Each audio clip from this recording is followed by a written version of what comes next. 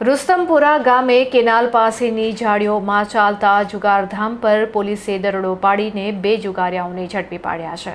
વાઘોડિયા તાલુકાના રુસ્તમપુરા ગામે કેનાલ પાસે ઝાડી ઝાખરાની આડમાં ચાલતા જુગારધામ પર વાઘોડિયા પોલીસે સફળ દરોડો પાડી 2 ઇસમોને રંગે હાથ ઝડપી પાડ્યા છે।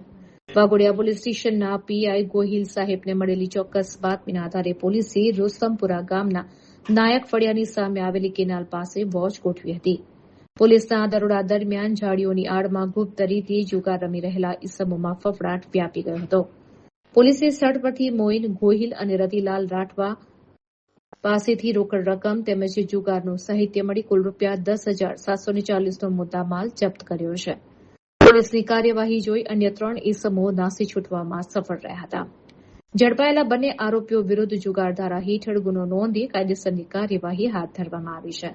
વાઘોડિયા પોલીસે ફરાર થઈ ગયેલા અન્ય 3 શખ્સોને પકડવા માટેના ચક્રો ગતિમાન કર્યા છે અને વધુ તપાસ હાથ ધરી છે।